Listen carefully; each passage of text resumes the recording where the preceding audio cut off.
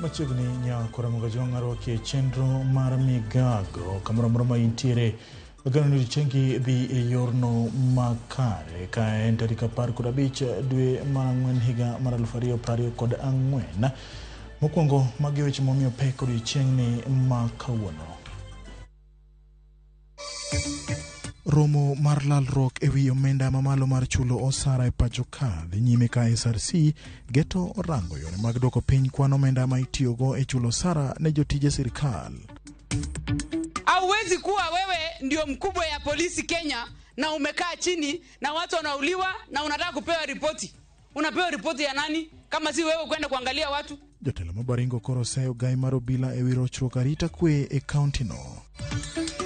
Walianza saa 1 ya usiku wakafyeka mpaka saa 2 asubuhi ndio akapatikana mahindi yamefyekwa eka 13.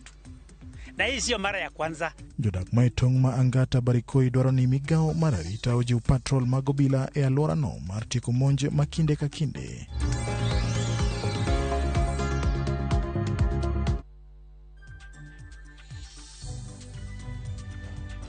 Machiegni nyako Ramogi Warokie chenro ni mar migago nyalo tudri kodwa namba mar 360 kata Twitter maro kata X @RamogiTVKE @James Opondo Senior. Machiegni nyinga en James Opondo. Jodak magwenge mag tong' ma angata barikoi Transmara South koro dwaro ni jatend migao mar arita otim apedha e tong'no makod gwenge ma Gwetembe mayudore Kuria ma ugwe kalore gi arita ma onjawre e gwengego. Kane oloso e gweng' ma angata odiochieng' manyoro, jodak go ne onyiso ichwang' margi ewi arita ka koro gidwaro ni mondo apisa mag arita otim apedha ne joma notimo monj e gwenge makono. Nyaka sani pod luoro nitie e tong' mag gwenge ariyogo kalore kod tulo masiko muoch saa ka saa ka bende gi kwano lal.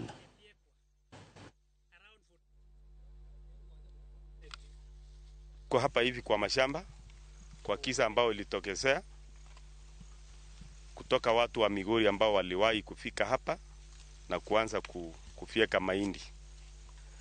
Tumeshangaa kwa hiyo kitendo wamefanya, sababu hii kitendo kilifanywa si ya binadamu. Binadamu wote huwa akati vyakula. Hii ni ya unyama kabisa. Sasa sisi tunalilia serikali atuone. Na mimi nalaumu serikali ya Migori sababu hawaelezi watu wa Migori ukweli. Hii hatua vile imefyekwa chakula kama hii, hatua kali ichukuliwe. Nataka nishukuru kitengo cha polisi, RTU, AS2, upande wa polisi wanajaribu kung'ang'ana, lakini kwa mkia leo walianza saa 1 ya usiku wakafyeka mpaka saa 2 asubuhi ndio akapatikana mahindi yamefyekwa eka 13. Na hii sio mara ya kwanza. 2013 alifyeka, 2014 hadi leo kila season wanafyeka. Hii ni gharama kubwa sana tulitumia. Pia serikali angalie. Hata wakiangalia saa hii chini ya mahindi yenyewe achafuta sian kumaliza. Niliweka chuzi. Tunaomba msaada kutoka kwa serikali. Tumepata hasara ya ekari 13. Sasa hii kijana atakula nini? Na amefika mahindi yote ekari 13. So tunaomba serikali ya kaunti ya Migori ikisaidia na serikali ya hapa kwetu wasaidie sisi. Jod Buraha Marmine e kaunti mabaringo Florence Jemaita koro seyo mkalo gai mar obila mapacho ka Jafeth Koome kuom rochruok mar arita kwe e hoho maroka maloyo ganda 3,000 gi sani osedar kendo owuok kuonde jot magi kalore kod rach mar arita e alwora go. Weche ma bende ne osir lwedogi mane en commissioner mar IBC Thomas Letangule kowacho ni jatend piny William Ruto podi ok ochopo dwaro mar jodak makono ahinya to e weche mag rochruok kod rach mar arita. Gwenge ma hoho marokak kama oting'o counties Samburu, Laikipia, West Pokot, Elgeyo Marakwet, Turkana osebedo kakalo e monj mag jokuo jamni kinde ka kinde. Mtu anaitwa IGP, Inspector ya polisi, anaitwa Koome. He is one of the inept, moribund, the most clueless ever IG we have ever heard in this country. Watu wanauliwa kila siku, yeye amekaa kiti kwa Nairobi. Hauwezi kuwa wewe ndio mkubwa ya polisi Kenya na umekaa chini na watu wanauliwa na unataka kupewa ripoti. Unapewa ripoti ya nani kama si wewe kwenda kuangalia watu? And we are asking the president to act on it. Tuko na sub-locations on paper. Tangu, I think 2013, 2014, juzi imetangazwa tena. But we are still on paper.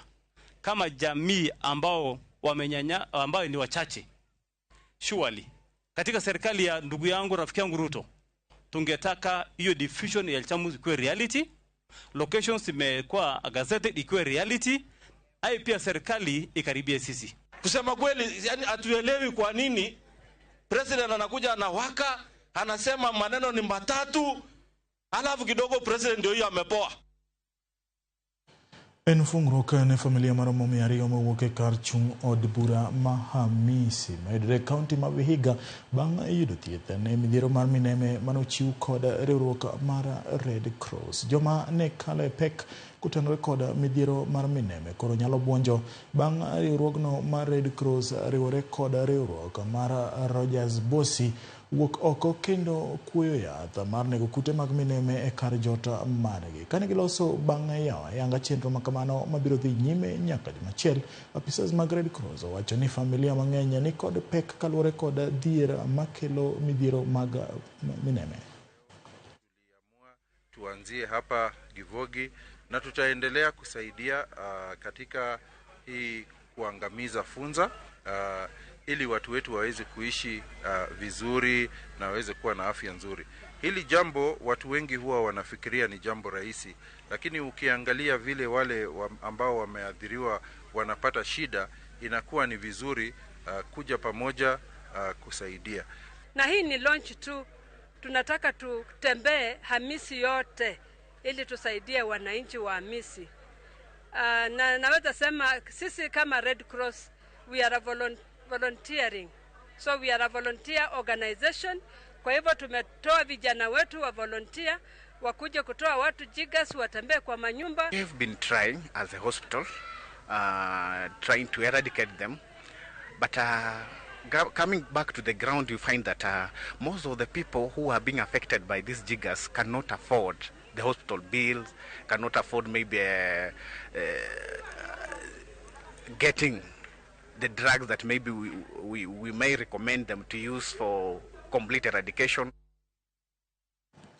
Jatend jotije sirikal Felix Kosgei omako chung' ni jotije piny owacho ok bi medio sana machiegni ni nyaka uchumi mar Kenya bed motegno ka oloso romo ma okelo kanyakla apisas mag sirikal matwak e wi yore mag duoko piny kwan omenda ma itiyogo e pacho ka ne chudo mag osara.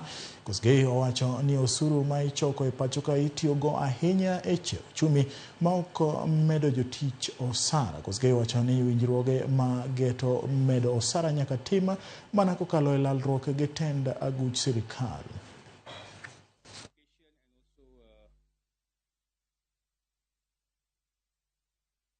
Australia practices. The Constitution 2010 has had envisioned a harmonized approach to the determination of salaries, allowances and benefits, hence the creation of the SRC. Regrettably, this has not been fully achieved, and several institutions continue to issue guidelines and to negotiate CPAs without adequate involvement and consultation with all the relevant stakeholders. This is a situation that we need to correct with urgency. And I'm happy that all the concerned players are gathered here in this room today. Failure in executing any strategy is a leadership problem. It is not your young talent. I am sure they are yearning to be given the opportunity, but everything starts with us here in the room today. So that's why you're here, because you're the leadership. And your organizations will either fail or succeed because of all of us here as the leadership. So that's why you're here.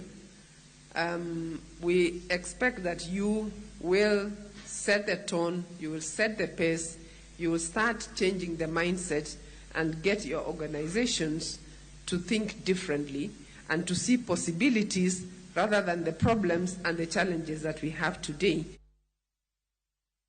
Jodake kar chung'od bura mabura e kaunti ma Tana River gikone oyudo fungruok bang' riwruok mar chana kod UNDP riwore kendo golo kinde manono mabiro chung'negi e buchegi e doho. E kinde malach jodak makono osebedo ka wuok ondamo maromo 150 mar dhi e boma ma Hola e yor winjo buchegi. Kamano bende osemiyo ng'enygi chunygi tho. Peka mar weche mag wuoth mar dhi winjo buchegi osemiyo buche mang'eny mag jodak iwito oko nikech ok gichopi e doho e kinde ma iwinjo bura.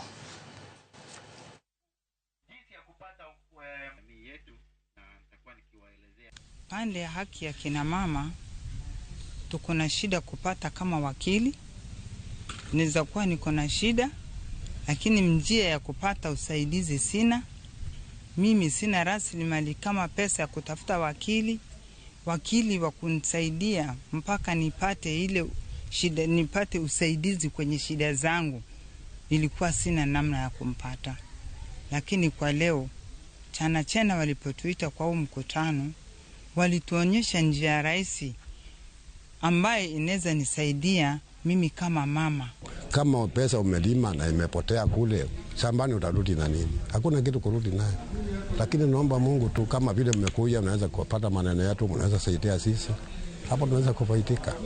Tumekuja hapa ili kuangazia zile dhuluma ambazo kwamba wanapitia, na tumekuja na mawakili ambao wao hawahitaji gharama yote kutoka kwao, bali shirika ndio inaweza kuwasimamia katika yale mahitaji madogo ili kuona zile dhuluma ambazo kwamba wamezipitia waweze kuzifikisha pale mbele kwa mawakili, ili wale mawakili waweze kuzinakili. Zile zinafaa kupeana tu ushauri wa kisheria na zimalizike, basi zinapeana ushauri huo na zinamalizika. Zile ambao zitafaa kupelekwa kotini, basi wakili ndio wanatoa ushauri na kuzichukua kesi zile na kuzipeleka kotini, ili kuona kwamba haki ya hii jamii imeweza kupatikana, ama haki ya wale waathiriwa imeweza kupatikana. Kaka achiel kuom kinda iketo kwene ohala manyasani, sirikal mamalo oketo kenge mag keto arita ne nonro mag ji giwegi ne johala te e pacho kae. Jatije James Muhati owacho ni sirikal ne oketo apis mar komishona mar data man kod tich mar rito nonro mag ji giwegi mar neno ni ok ti kod nonrogi e yorno marach. Kane loso ero magala moro ma higa ka higa mar riwruok mar ukaguzi e kaunti ma Mombasa, Muhati oyango ni apis no biro neno ni onge miriambo e weche ohala kendo miyo jo ohala thuolo mar timo ohala ma onge kiawa. Bridging that gap of mistrust, the government has now brought in the office of the Data Protection Commissioner, essentially to ensure that personal information or personal data is secured. It's not misused, as it were. Digital economy is a huge opportunity for us as more and more people become literate and as we invest in education at higher levels and at professional levels. And so this is an opportunity for us to deepen our understanding of what it takes to make real economic impact. Kuhusu vile teknolojia inaweza kutumika kwa kuboresha ukulima kwenye nchi. Tukitumia teknolojia tukiangalia namna ya vile hali ya anga iko.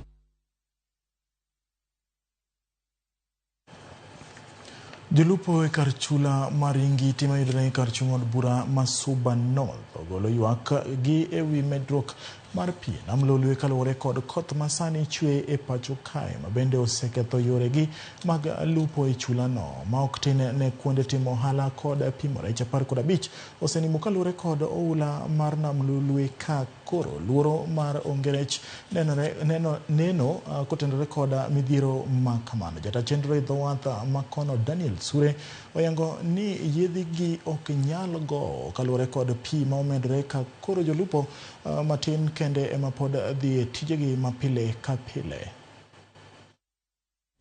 Problem ma wan wan godo mwasebedo kwaneno sani koth osebedo ka chwe nam medo po manam osedaro ji ute dukni manenie go pi machiegni otende ute ma ji odake bandas wa madongo gi bandas ariyo madongo moger gi sirkal pi odarowa magin koro wan gi pek kabisa e weche mag pi mapong'ni kendo chunowa ni koro kaka wan jorigiti wachako gedo manyien ka koro wating'ore ewi got gi malo nikech kaka waneno to pigni medore kabisa to jolony be wacho ni obiro mana koth biro rumo mana gimoro dwe mar 6 nam opong' mowuok oko to opong' moloyo kaka nopong' diere El Nino kata koth moro mancho kalo cha osekalo mang'eny sana mag ohala gin dukni madhi 10 gotende 4 gi bandas madongo ma mwapime rech gine pi kanyo lakini koro pi okethogi to pod gichung' e dier pi kanyo.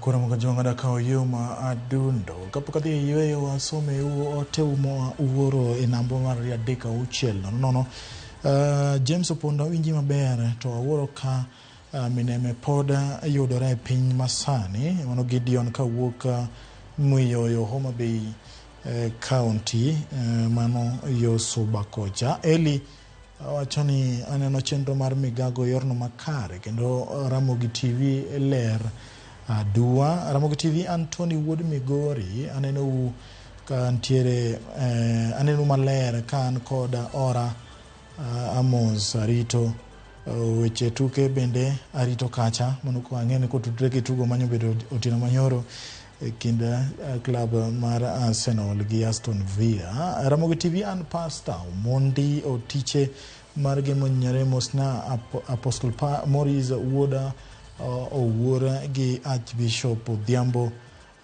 Gura gi Jagoro Samuel Atongo kaachiel gi Olo Oyanda erokamano chaka manye otiwari kacha neno kacha ote mawuoka county ma Homa Bay dala mar Ringo Kojwach ono iluongo ni Fred ka entire dala mar Ringo wachono neno Ramogi TV yono makare Opondo ayudi yorno makare kendo migago choponwa yorno maber ahinya ka ntiere boma mar Changamwe Mombasa mano Albert Gwea bende neno ka chopondo ma Jafeth udo yo maragengni waneno migago maler kod wuonwa Eli minwa Clarice wamora ahinya doyo emanego wa koni mosna jo mate kiri dirira gengni kacha chande bende neno kacha otemoro mangato wacho ko tudre koda wacharita kwe matimre Baringo wacho ni wacho ke Songo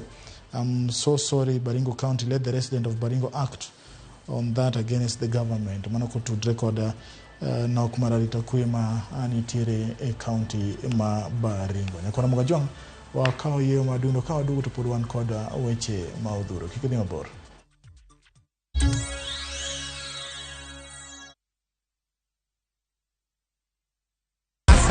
Win big in seconds. Shabiki nikajaribu mara ya kwanza nikaeka shilingi 100 kaliwa hiyo 100 nikasema nikakufa moyo. Hii mara ya 4 nikaeka shilingi 100 kaona napanda yapanda ikafika 500,000 nikamusisha msichana wangu mkubwa nikaniambia dadi toa hiyo usiache toa nikasema wacha tu niendelee tu kucheza ndio ikafika 1.4 nimefurahi yani hata nimeona ni Mungu tu kuna mali nilikuwa nimeshikika ma school fees hivi alafu na mjengo wangu kidogo ambao nilikuwa nimeuanza avieta ni iko sawa kabisa iko chonjo Avieta ya Shabiki.com inakupa the biggest multiplier in Kenya. Shinda up to 50,000 times your stake. Yani ukiweka stake ya 100 bob, ndege ipeperuke, unashinda 5 million within seconds. Not for persons under the age of 18. Shabiki.com is authorized and regulated by BCLB license number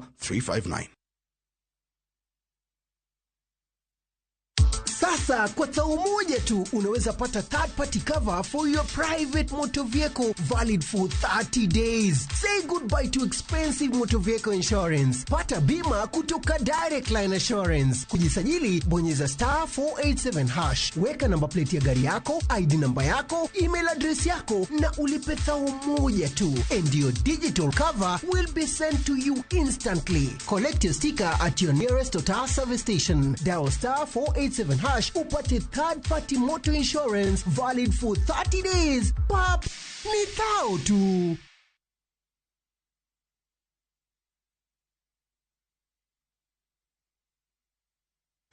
Skiza chapa. Ushinde. Soma jina lako. Bernard Wafula. Msungu. Bernard Wafula Msungu. Unapata shilingi ngapi?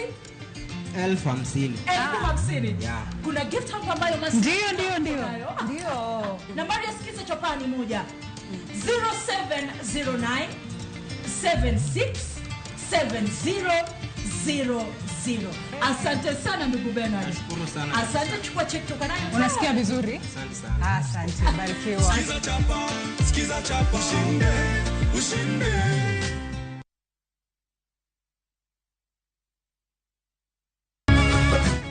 Miyo makwedo paro maokare.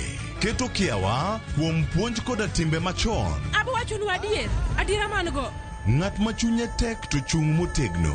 Ber ahinya ka ng'ato chung gadier, kata ka diera mochung godo no boterelo. To gik musiko timore e ngimane miyo bedo gi kuyo kod penjo mang'eny. En ang'o marach kodi? Penjo ng'ama noketho gimoro amora.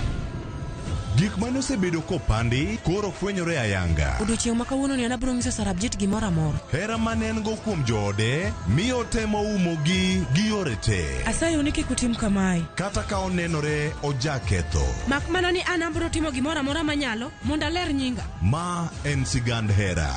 Onge ng'ata ng'ata piny kae manyalo chalo gi Sarabjit. Wan watugoga, wanyieroga, to bende wan wadhaoga. Choti Sardani. Wuok tich nyaka ngeso saa 2:15 otieno. Mana Ramogi TV.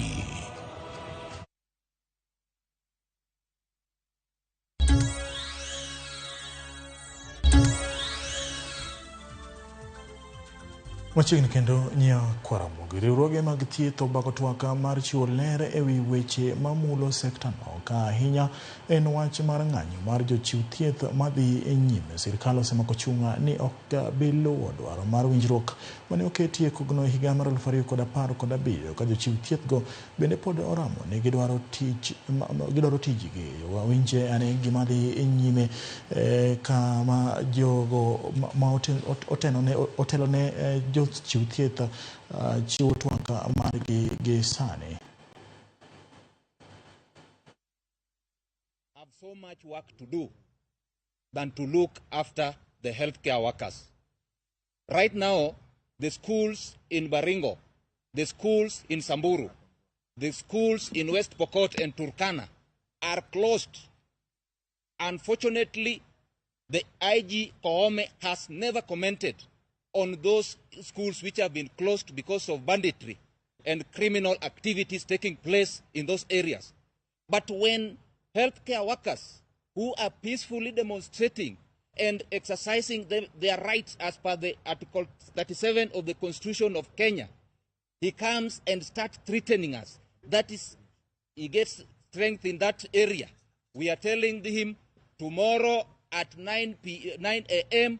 we shall be on the road and we shall sing, we shall use vuvuzelas, we shall use whistles, we shall dance, we shall place music, make noise, for whatever, and sleep on the road for whatever thing that will happen. We will not be coward and we will do what we want under the Constitution. Thank you. Thank you so much. Comrades, Viva! Viva! Comrades, Power! Power! As KMPDU and other civil societies, we've already proceeded to court against the defamatory action and statement that was released yesterday. So I think as a union and as the civil societies will serve the AG onto that, because the IG on that, because he can't contravene the Constitution. Everybody, every Kenyan is below the Constitution and we all have to comply. On the flip side, I want to say that the government is the one on strike. all these public health sector unions, KMPDU, KUKO, and KUMLO, we are all been saying we are ready to meet, but the government that has continuously been on strike. And to make it worse, we saw in Kenyatta University Teaching and Referral Hospital, where the hospital decided to import doctors or to import consultants. Today, in the interview that was being done by KMPDC or by Medical Council, all the doctor foreigners that were brought in failed the test, except one. It means that this craft, these specialties that doctors are offering in the different hospitals, the craft that they have mastered over time, they cannot be replaced by picking doctors or picking people on the street or picking quacks everywhere. So it means that when the government is trying to threaten us, they're actually risking the lives of patients. And we do not know to what extent these doctors who are engaged to TRH risk those particular patients that they are having. So it's very clear. They should know that by the time they're taking a stance that we have to suspend our strikes before we engage, it is Kenyans who are suffering. They should also know that it took the Cubans 2 years to be able to practice in Kenya. It is not that easy. And as KMPDU, as all the unions, we have said that there's no amount of threats, no amount of victimizations or intimidation that will make us suspend this particular strike.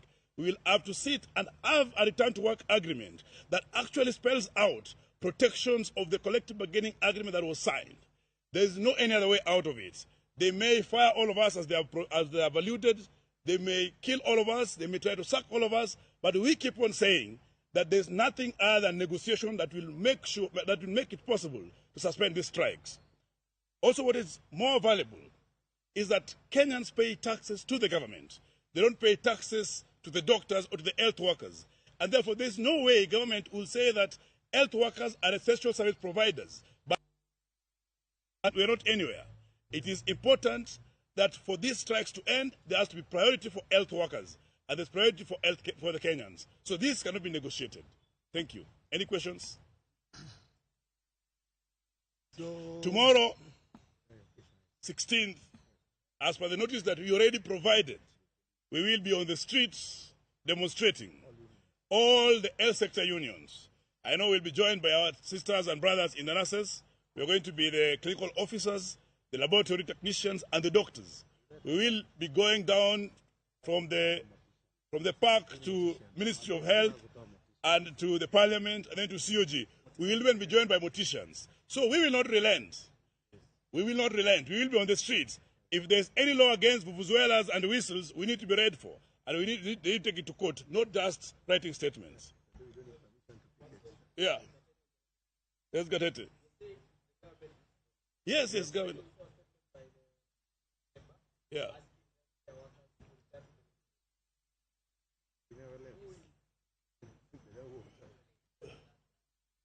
Yes.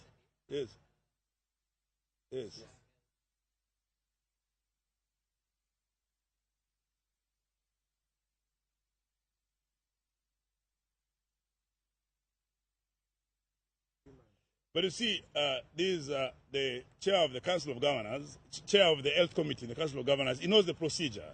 He knows that this is a collective bargaining agreement, that if it is to be varied, there has to be at meeting, there has to be discussions. It's not a unilateral decision to be done. And therefore, they can't keep on saying that we are ready for engagement on the media, or on the funerals, or in political rallies, when you're not seeing any letter of that matter. The same thing, the CS.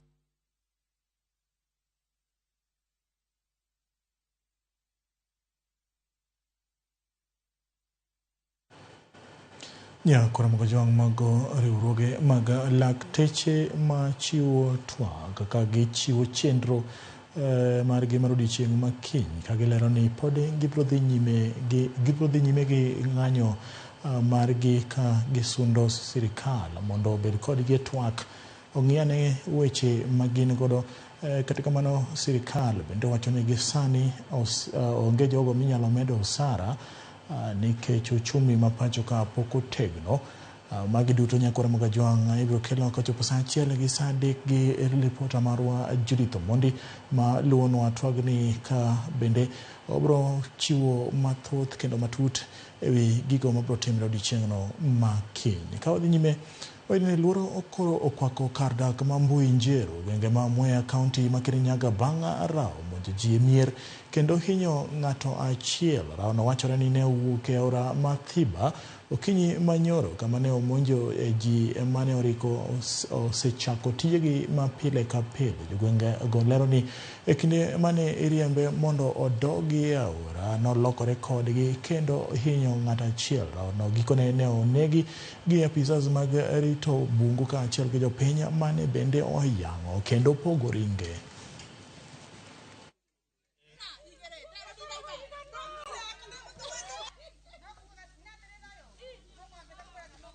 Sasa hii mnyama alikunja huku kwetu usiku, akaanzia kwa kuingia kwa wenyewe, ikaharibu vitu na inakuranga mchere huko kwa mto, inaharibu mbembe, bocho, melon, kila kitu. Hakuna kitu inapatikana huko kwa sababu ya hiyo kitu. Leo iliingia kwa kijinji, tukapiga simu, ikapigwa, serikali ikakunja, ikatusaidia, ikaua hiyo kitu. Iliharibu kila area ya hapa. Na mimea imeharibu.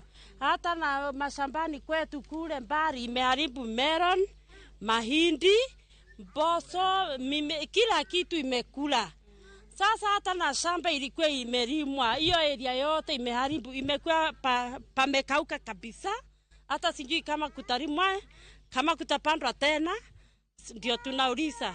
Na huyo ameshambuliwa na huyo mnyama, ako kwa hospitali, amelazwa. So tunataka serikali itusaidie, tunjue sasa hiyo gharama itagharamiwa na nani.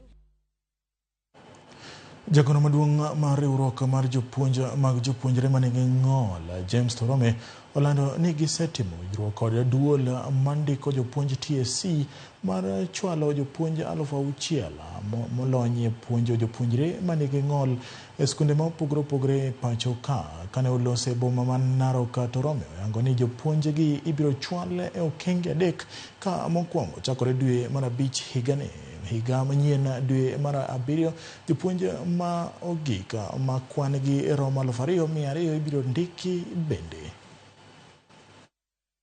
Tume ya kuajiri walimu Teacher Service Commission kukutana na chama cha walimu wanaoshughulikia maslahi ya walimu wanaofunza shule za watoto walio na ulemavu. Tuliweza kukubaliana ya kwamba walimu zaidi ya 6,000 watahamishwa kutoka shule za kawaida na kupelekwa katika shule za watoto walio na maumbile mbalimbali. Lakini hawa walimu watahamishwa kwa awamu 3. Awamu ya kwanza watahamishwa walimu 1,760 mwezi wa 5 mwaka huu. Awamu ya pili itakuwa ni walimu 2,000 ambaye watahamishwa Disemba mwaka huu, na awamu ya 3 hawa walimu watahamishwa walimu 2,200 mwezi wa 7 mwaka 2025. Yorok mag siasa medo mako maja kendo jotelo dondore ka kod kacha kata doko ni jopiny to rito dongruok. Penjo maduong' en ni to ang'o ma miyo siasa jimbore Migori? Jafwambo mano Walter Nyambaga kolonwa matut ewi chala mar siasa no. Adwa nyiso unono onge ng'ama ong'eyo chilo moloya. Ng'ano ng'ama rach ma napar kare nopando mana timbene. Matimo mumi rach. Ei gachiel kama. Ng'ama oko tiro dhi ganye. Kata gavana anaonge kodi gi wacha winjo ka jwa. E chal mar siasa e kaunti ma Migori, kendo jotelo kidienje mopogore pimore ratil. Kendo gisani, to ratil mar siasa e kaunti ma Migori oleng'ore kendo wela. To en ang'o ma ilaro? Awambe wadwaro gavana. En adiera koso miriambo. Omiyo ng'ama temo tamo wae mano to in aduiwa. Ka ng'ato donje kor ka mach to in bende iluwe mana gi mach. To kendo imoko mach maduong' moloyo modonjo gono. Emiromo go kode. Adieri kose ok adieri. Ka gikelo mach machalo marotit timoko toch. Kamano kose ok kamano. Wach moro ma jok moko dwa keto ji gi fitina ni gidwa wuondo ji. Ni in kopenji gimoro ni ti wuondo ji, ibuogo ji ni dwa oro kich. Wang' ni kich biro romo gi kich wadgi. Dibeni en siasa ma iu mosechakore kendo menyo mana komno mar gavana. Wach Migori taparo ni nitie tabu matin. Gime wacho ni nitie tabu matin. Wawuondre ni adhi ago kokelel. Ka ago kokelel, omono check ndiki office. Omono contractor mano mi tich mondo otie site ni. Omiyo aparo ni nitie ng'ama ne dwa kao keto luoro kuom ji mondo tim gik ma ene modwaro. To wan watamore mano. Nikech an kana wacho ni ng'ama ok otiyo dhi dala, bing'eni nok aluongo nying ng'ato. To tok kasewacho ni ng'ama ok otiyo dhi dala, to aneno mana ka gavana mar Chila yako emomuoch kawacho ni jok moko siko mane jok moko ok otiyo to dhi dala. Ochech en owuon. Nikech an ok aluongo nyinge. Ing'e ni kok ing'iyo gi tich. Ka ok ing'iyo gi tich, to koro keti ni nyaka iti. In ibro nene ni en siasa. An awuon kaka gavana abede kom kendo ok ang'erni kendo asewacho kendo anuoye program ni telo mar jarateng' chutho jaluo en kit telo ariyo. Aneno ka thoth wajumbe ma wacho ni dwa bedo gavana weni mano e telo masani ma in gi mirima iwuoyo awuoya thole ohiu iwuoyo awuoya liel ka gima jok motho mane ng'at motho miywagono milemoneno en to ne okanyo in iwacho ma weche moko. Aneno ka mano dhi an mano telo makoni ok en masani. Jodbura Masuna West Peter Masara to kod nyawadgi Mauriri Mak Nyamita tudo gavana Ochila yako kod rem chopo kare singo mage kod agenda mag dongruok ne jopiny. Ataparo ni sani kore ki ibaro yien. Pok ochwakore. Kore kodhi chwakore mbele. Makuponi nitiere ng'ama osechako winjo liet to wuoge jikon. History mar governor, the truth, jo Migori ong'eyo kan. En ni gimoro mosetimo malich to onge, and now we are confirming it. He has time. Ono nyise ni kok otiyo to the da. Kata kaka jago kura, an gi ratiro mar benjo ni to kucha mana ling'o cha. Be otiyo kalore gi gima nasingo ne ji. Ochilo nagalo ni ng'ama ber. Nikech omul kinene en ng'ama osomo, en ng'ama osebedo minister, mobedo senator. Kama chwanya kode moloyo te madwa nanyis jopiny, ng'ama osebedo senator koyudo governor onego ti maber, nikech ne nigi thuolo mar kosoa governor mane tiyo ma kuonde ma governor manowuok noneno to nowacho kaka ng'ama ne timo oversight. Koro onego bed ni en kodonjo office makosa ma ng'ama nowuok cha otimo ok onego tim. Ka ng'ato denyo to ng'ama odenyo no ok ilwerigo, in imanyo ka nitie gimoro to uchamo kode. Mane tend ruoth, mane kit telo makelo ma ka ng'ato kia to dhi omany jodongo moko puonje kata obira na nyalo puonje. An tinde an kijana jaduong' kendo an bende an jariek anyalo ng'adone rieko. Siasa mar ruoth bende wachore ni kelo liet ei Migori. Ng'ama oyier gi jopiny onego bed msumba jopiny, ok ibed ruoth. Kwang'iyo historia ruodhi ne tiyo ji, ok wadwar ng'ama tiyowa. Kwang'iyo historia ruodhi ne tiyo ji, ok wadwar ng'ama tiyowa.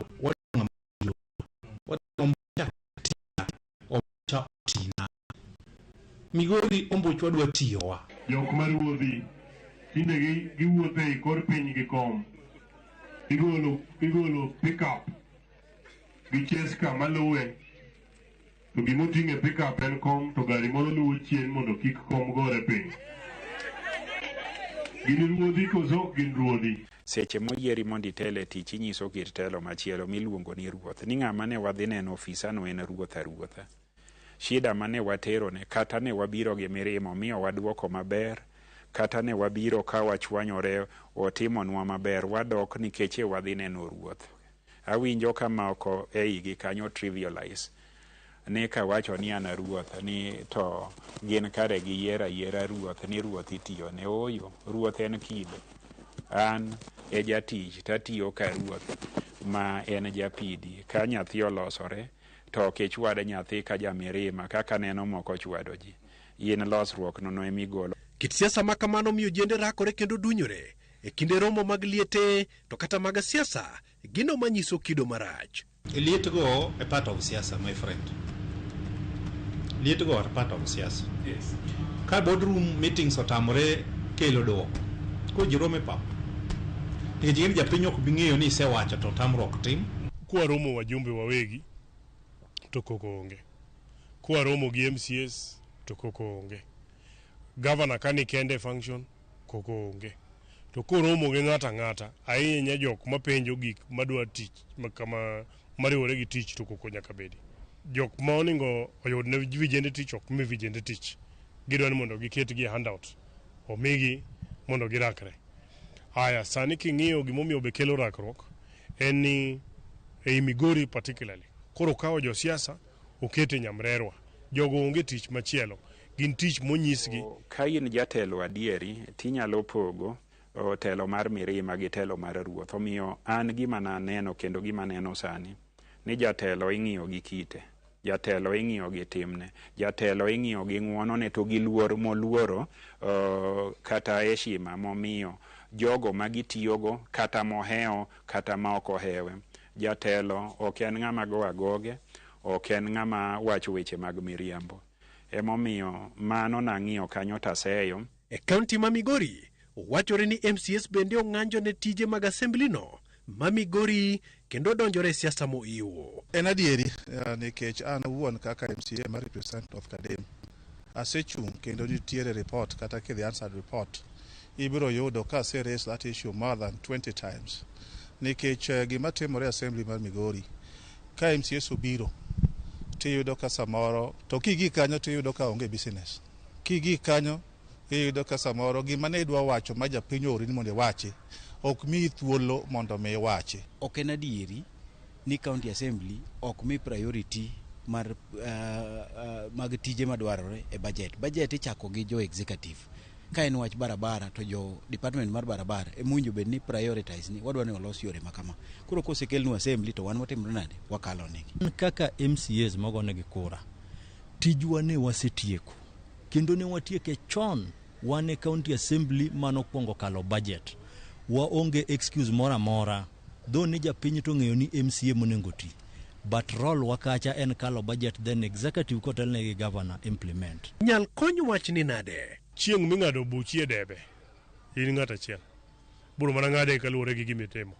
Ok ng'ami pako. Jopiny lemnwa uru umiwat mondo Nyasaye omiwa teko gi chir mar penjo mwapenjogi. Penjogi ema dhi konyo. Obedi mondo ng'i kaka county chal en manyocha jopiny ogone kura wan watie buoye. Wang'i kuma problem nitie mondo ji oti together. Koro kaka politicians gi jogo ma Nyasaye nomiyo opportunity. Ka wanyalo keto wiwa together mondo wayude yore moko mwanyalo create godo job opportunities ne yudhewa. Nyalo konyo. Koro samidwa manyo youth madhigo ni koko kata dhi timang'o. Onge nikech gidech gitimo tijegi. Akwayo waduto wa jo Migori County ma Nyasaye ogwedho gi koth maber, gi lo maber, gi piny maber. Akawe okuta ni moro matin ikome. Ibede gi giri moro matin. Ma in bende inyalo bedo gi mondo ni ibed jaduong'. Inyalo bedo gi dech ibed miyo. Nikech ng'ama nigi cham en ng'at ma miluma mang'eny kata dang'ni mang'eny kata wanya mang'eny ok nyal make. Walter Nyambaga, Ramogi TV.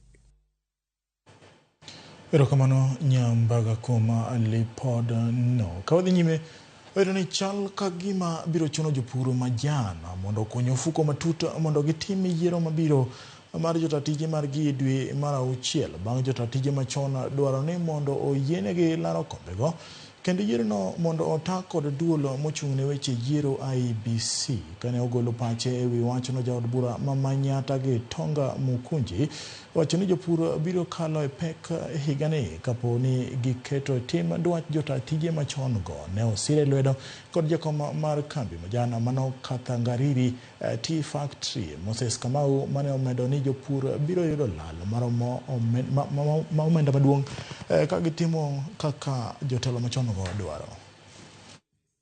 Yetu ya wakulima wakule pesa karibu 500 bilioni ya wakulima wetu kwa sababu ya makesi za KTDA katika koti. Mimi nataka kusema hiyo pesa ni ya wakulima wetu. Saa hii bonus ikitoka mzuri, wakulima wapate haki yao na waweke pesa kwa mfuko. Kama kuna maneno mengine yote, kama kuna mtu alisikia uchungu kwa sababu ya kutoka kwa kiti, hiyo ni maneno anafaa sasa kuongea huko mbele. Lakini saa hizi ni wakulima kwanza wapate kitu yao na wasitozwe hata shilingi ya mawakili mingi. Majalisai anakatwa 43 taxes, 43 taxes. Hiyo inaenda kwa serikali kuu. Serikali ya county inaenda na 7. Na hiyo yote inarumisha mkulima wa majani. Kwa hivyo tungeomba kama yule anasimamia mambo yetu kwa wakulima Manyata, tuangalilie hiyo ndio mwishowe tuone kama wakulima watapata pesa. Hiyo ikiangaliwa kwa sababu already koti imeamua na tutakuwa na election mwezi wa 6 nafikiri hiyo mambo ya mawili election ya hiyo na IBC kuangaliwa hiyo. Ya kora mga jonga ndani adhie yueo mara ariyo kapok adhie yueo bende aneno ka ote odhuro Ramogi TV ler kasinga ma Joseph Wodenis gi Pamela James Mosna All God Olo students Nyaringa Alfred Oluoch wachoni aneno migago maler ka entiere kari bangi Amoso Jakimo Lendi ka entiere Sori Karungu kod wadwa Hezbon oko ka gentiere dala mar Ringa bende aneno kacha ote Chris Le wacho ni entiere Ukumba wacho ni Ramogi TV kendo migago chopone yorno makare. Ramogi neno maler an Clifford kawuok Opea Karungu wacho ni lakteche inyogi yorno mokalo nikech ng'anyo ma dhi nyime pacho ka lakteche komachielo be wacho ni sirikal ema inyogi.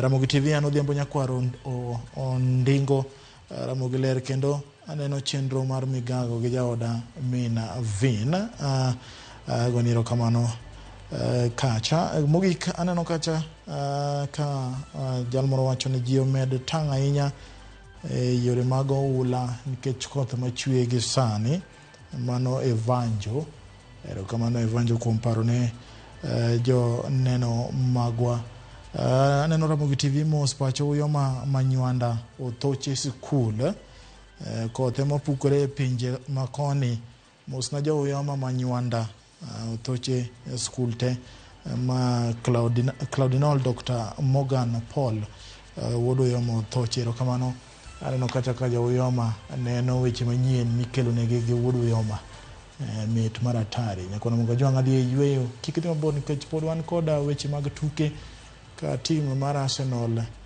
nenore ni tetni kateta.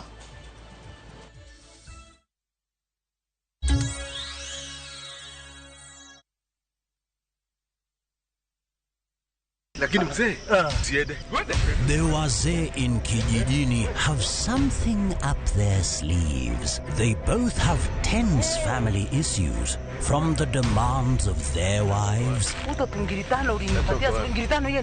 to their children who feel entitled.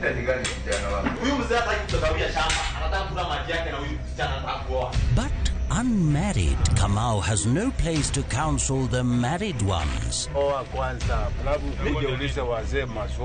Watch this exciting and hilarious series Kijijini only on Viusasa. Dial *487*1# or visit viusasa.com to renew your subscription.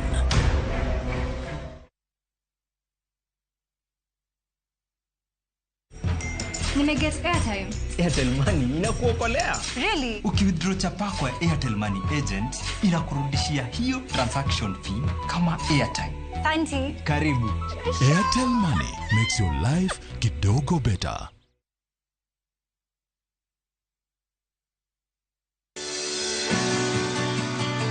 Donje chuny pur kama kodhi ka kodhi nyiso sigande. Kendo keyo ka keyo en nyasi. Eka chiel kao mananas 14,000 nyaka 18,000. Tiyo matek kelo nyak maber.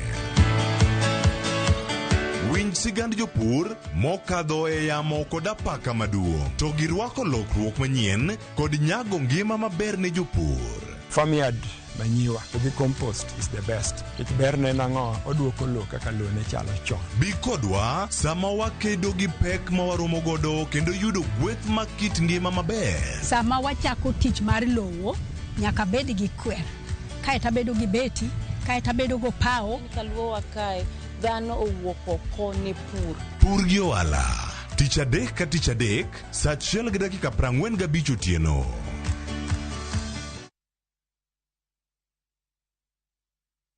Nyakwa Ramogi ne gin ji ma humbgi ne lach. Kane giloso, oganda ne chiko itgi. Bende kama ne gikalie, weche ne dong' matho. Nuna nigo kot kamoro kachacha nogoyo. Asama dwa wache to go kot to jibiro tek. Noero sort out dispute.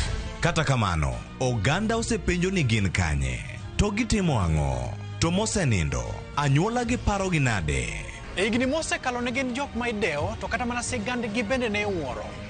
Gisani awuok oko mar manyogi kata mana anyuola margi mondo wami mathoth kama gintiere to kod gino magitimo. Riuri kod Walter Nyambaga ka okelo ni chenro mar gin kanye. Tich Ang'wen saa 3 otieno.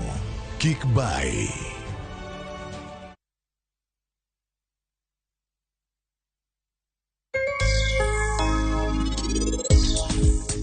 Inwa ni mondo yud nyathini.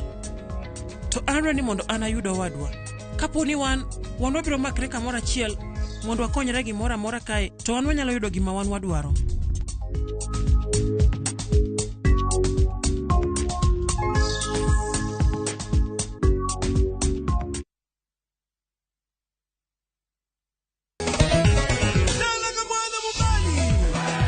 Ngoma Uwake en od jothum. Ngoma Uwake akelo ni mix mofwe.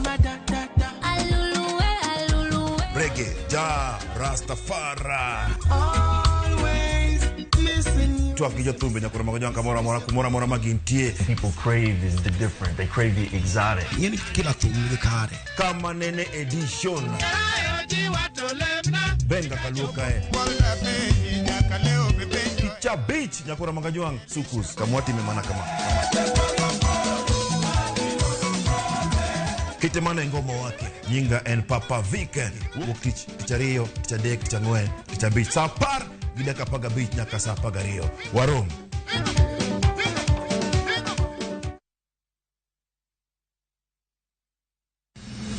Chieng' tich adek ka tich adek en oketho piny to pod ogoko. Ji dhinyore te kanyo kar jopiny. Magi duto yudore mana e Ramogi TV. Yani ene ubiroga bora ne ubiro to otengo abiro timo numa gima abiro timo okono timo jo Kenya bu usaul gi wund ma pile buch jopiny to ntie kunde moko bende japiny mano golo lo ulos go kembe gi eki nisani koro kembe go eki ibro usi maduonde japiny okuwinji e od bura miluongo ni parliament. Nyinga Trevor Ombija jandingo panga jo nyakach dendo nombija tai nyakwar guok kocha pesa. Tich adek saa 3 otieno. Kik bai.